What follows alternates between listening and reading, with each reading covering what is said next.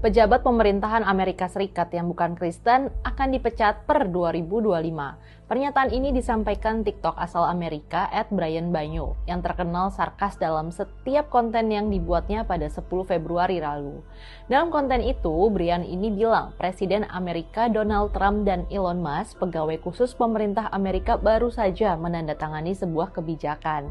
Isinya, kalau ada pejabat di pemerintahan Amerika yang diketahui beragama selain Kristen, dia akan segera mendapatkan konsekuensi yang berat. Mulai dipecat dari jabatannya, nggak mendapatkan pesangon setelah dipecat, dan juga akan mendapatkan hukuman tambahan.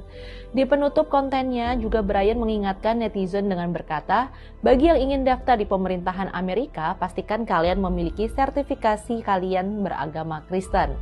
Konten Brian itu memang penuh sarkasme, jadi jangan ditelan mentah-mentah ya. Tapi kalau dilihat-lihat, Kristen memang diistimewakan dalam pemerintahan Trump. Trump misalnya akan mendirikan Faith Office alias kantor urusan iman yang akan dikepalai oleh televangelis Paula White. Pendeta White bukan orang asing bagi Trump, mengingat dia sudah menjabat sebagai penasihat agama Trump selama bertahun-tahun. Kantor urusan iman ini punya beberapa tugas, yaitu memperkuat hubungan antara pemerintah Amerika Serikat dengan organisasi berbasis agama, khususnya Kristen.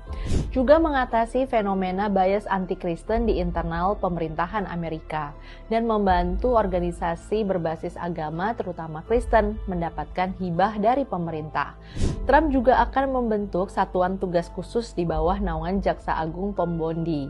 Misi dari gugus tugas ini adalah untuk segera menghentikan segala bentuk penargetan dan diskriminasi anti-Kristen di dalam pemerintahan federal, kata Trump. Trump tidak menyebutkan contoh spesifik bias anti-Kristen yang dia maksud itu, tapi nampaknya Trump ini ingin mendelegitimasi pemerintahan Biden sebelumnya yang dianggap menargetkan umat Kristen secara khusus dengan menggunakan tangan pemerintah federal.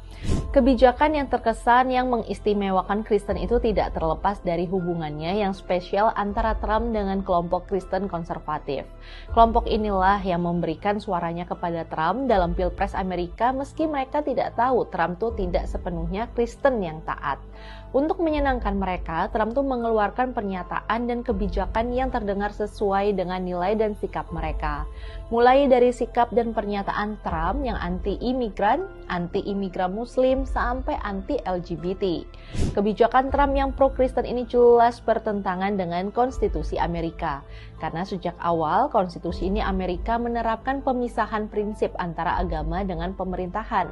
Juga dalam konstitusi Amerika dikatakan pemerintah dilarang memihak atau mengistimewakan satu agama di atas yang lain. Di kalangan Kristen sendiri, kebijakan Trump itu diprotes. Pendeta Kepala Aliansi Lintas Agama yang Progresif, Paul Brandis, ini menyebut Trump munafik saat mengklaim akan memperjuangkan hak beragama umat Kristen. Itu karena Trump mengizinkan penggerbekan berbagai gereja yang di dalamnya ada kaum imigran. Apa yang dilakukan Trump ini mengingatkan kita pada kebijakan populis berbasis agama. Kebijakan ini misalnya sudah dilakukan Narendra Modi yang dalam kebijakannya mengistimewakan kelompok Hindu, kelompok mayoritas. Tentu kita khawatir pola kebijakan ini tuh digunakan oleh politikus di negara lain yang ingin meraup keuntungan dengan mengorbankan kelompok minoritas. Yuk kita lawan politisasi agama.